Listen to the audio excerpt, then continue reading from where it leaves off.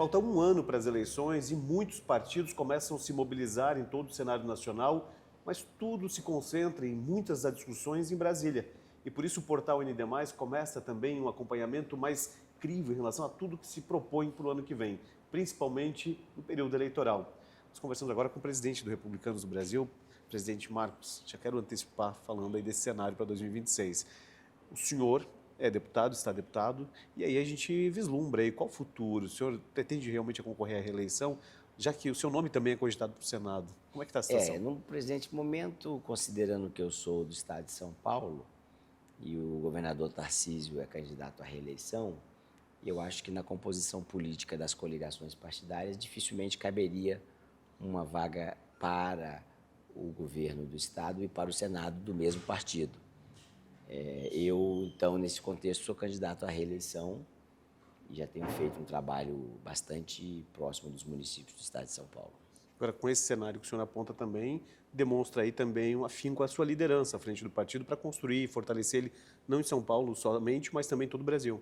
A presidência nacional do partido exige uma presença minha em vários estados. Aliás, dia 24 agora de outubro eu estarei em Florianópolis para uma agenda de filiações e agenda política com os nossos filiados e membros do partido lá no estado de Santa Catarina. Tem agenda no Acre já, tem agenda no Rio Grande do Norte.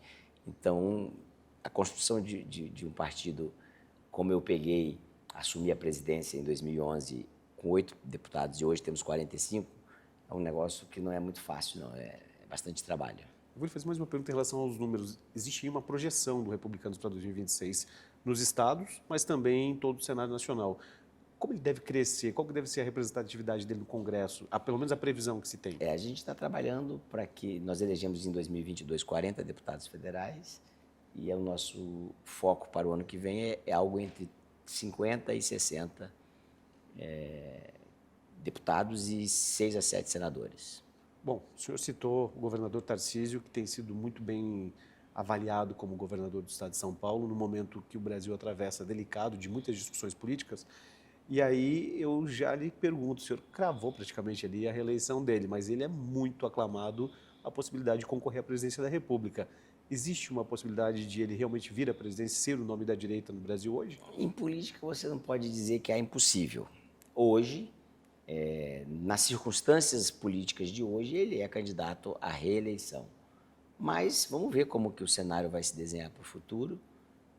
Não é totalmente descartado que ele possa ser candidato a presidente, mas o foco hoje e o trabalho hoje é para que ele seja candidato à reeleição. Mas, repito, em política você não tem controle de tudo e você precisa ver o cenário do momento em que a decisão precisa ser tomada.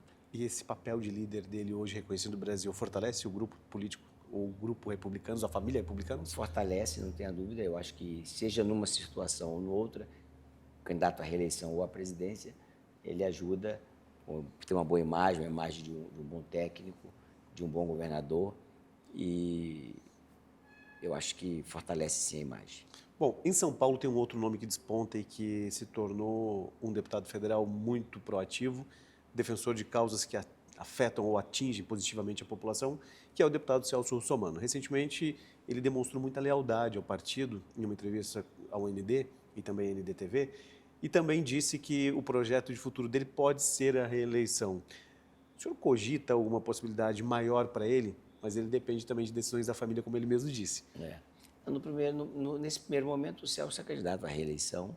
Evidentemente, se o cenário mudar e couber uma vaga para os republicanos no Senado, ele é sempre lembrado também com a possibilidade de ser um candidato ao Senado. O prefeito de Sorocaba também, que inclusive é um fenômeno aí nas redes sociais, mas não é só redes sociais, tem uma boa gestão também.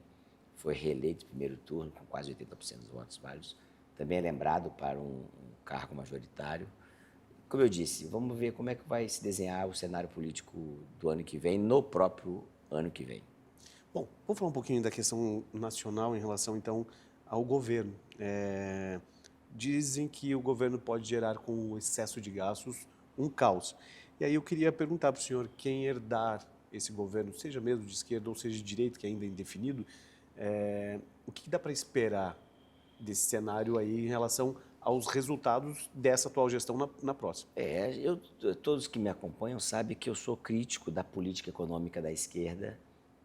A gente tem essa divergência. Eu acho que o Estado tem que ter um Estado menor, um Estado do tamanho adequado, menos gastos, e não é o que o governo tem feito, não é o que ele projeta para o futuro.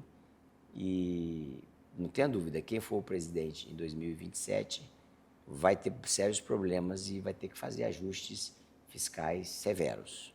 Bom, e aí a gente tem que entrar nas discussões que estão latentes. Hoje mesmo a gente discute um cenário de aprovação da isenção do IR na Câmara e ainda com amplitude para discussão do Senado.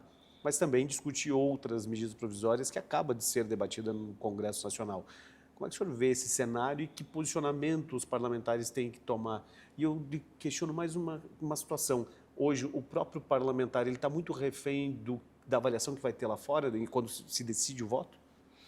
Eu acho que, assim, a menos de um ano da eleição, o parlamentar também, querendo ou não, principalmente aquele que é candidato a algum outro cargo ou à reeleição, ele avalia como ele vai votar. Esse tema do imposto de renda é um tema que era necessário, porque a gente sabe que a tabela progressiva do imposto de renda ficou aí estagnada por muitos anos, mas, por outro lado, a compensação com essa medida provisória que acabou de ser derrubada, rejeitada lá na Câmara dos Deputados, era uma coisa que a narrativa do governo que eles virão não é correta, porque o que o governo tem que fazer não é aumentar imposto, é cortar gastos e verificar a melhor qualidade da despesa pública.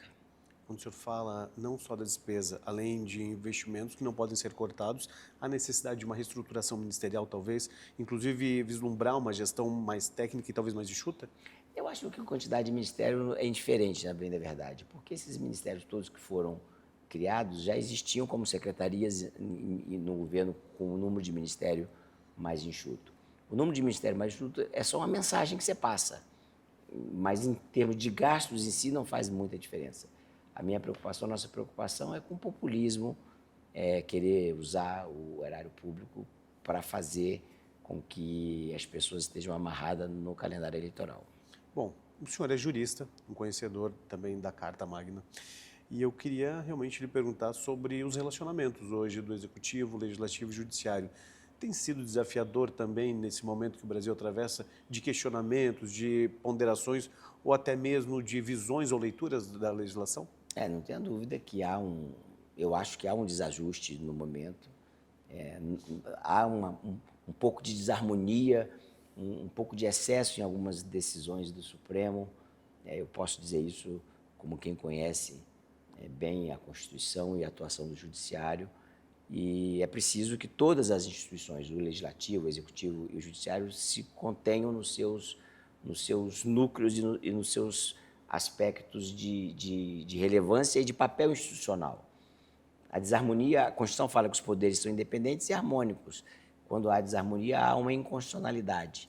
Então, vira e mexe, a gente tem um probleminha ou outro para ser dialogado, para ser debatido institucionalmente. Agora, para encerrar o nosso bate-papo, eu queria que o senhor pudesse explanar um pouquinho do seu sentimento em relação a essa construção de alianças para o ano que vem e o que a gente pode esperar para o Brasil a partir de 2027, diante exatamente dessas construções, alinhamento da direita, realmente organização do núcleo partidário, político-partidário, mas com o sentimento de atender o que a população espera.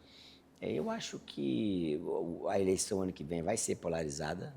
Infelizmente, essa polarização está enraizada aí na população brasileira. A gente vai ter aí o candidato, provavelmente o presidente Lula, candidato à reeleição, e alguém, eu espero, unido na centro-direita. Também não descarto que ela possa vir dividida. A gente não sabe ainda como vai ser isso. O ex-presidente Bolsonaro tem um papel, mesmo nas condições em que ele se encontra de prisão domiciliar, relevante, ainda tem uma liderança que ainda é relevante. As pesquisas mostram que está diminuindo, mas ainda tem muita relevância.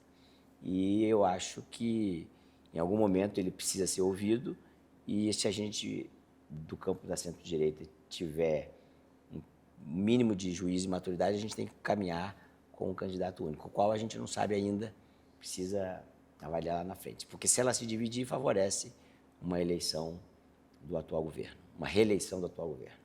Obrigado, presidente, pela entrevista. Obrigado.